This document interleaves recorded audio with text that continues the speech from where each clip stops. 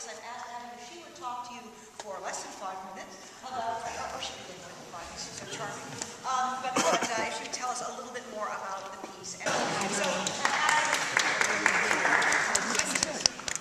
can you hear me if I stand here and talk like this?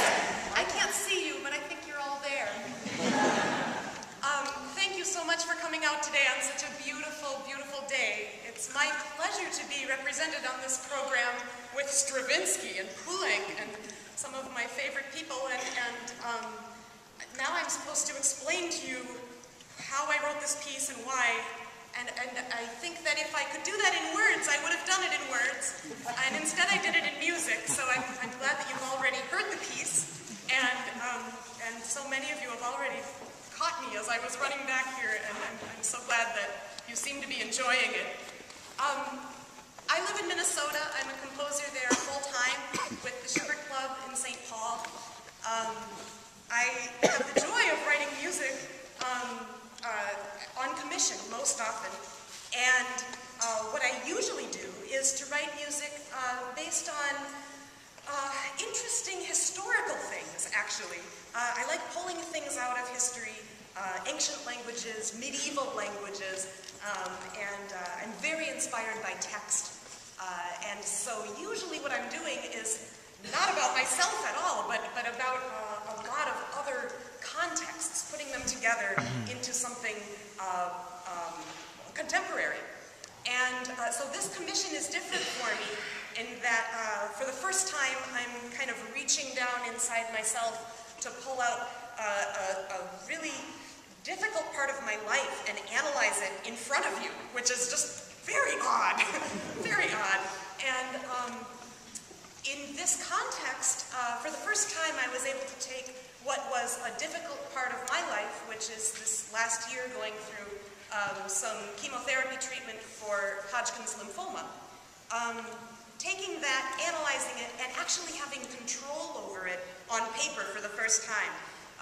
And I don't want to give away all the dictionary of what they're doing up here, but in my mind there's a real system to it.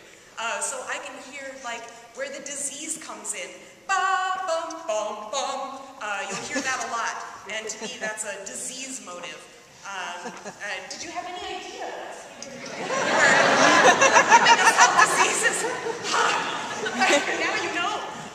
So those are all accented in the score. Bum, bum, bum, bum. When you hear the fugue section toward the end of the piece, they're actually singing the Latin words, "Amove a me, plagas tuas." So you'll hear, "Plagas tuas." And so I thought, okay, so there's the disease, there's the plague. Your plague, we say to God, remove from me. Amove a me. Remove from me. Your plague. Psalm 39 is very odd. It is, there's a lot of blame in it, a lot of waiting, a lot of asking God, how could you do this to me? How could you give me this? And if it's in your power to give it to me, can't you just take it away? And so that's what this piece is hopefully trying to do in sound. So when you hear, plagas tuas, I thought it might be interesting to try to actually remove the disease, to peel it away, so you'll actually hear that motive backwards. Bum, bum, ba, na, ba, dum, bum, ba. So when they say, amove a, that's backwards. Plagas tuas. So right in front of you, they are giving you the disease, taking it away, giving. I've had cancer 3 times, and that's how it feels. So there's that. My former composition teacher is here in the audience, and he was saying, I love all the symmetry in it. And I thought, oh, that's so cool. There is so much symmetry in it. In ancient Greece, and I don't know about other ancient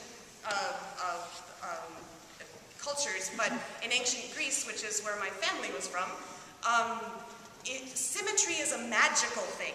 So when you are asking for something like a miracle, you ask for it in symmetrical chant. And so there's a lot of symmetry in this piece. You'll hear the beginning part with the harp coming back at the end. You'll hear almost a mirror as it goes in to that big climax chorus in the middle. It sounds like this in my mind.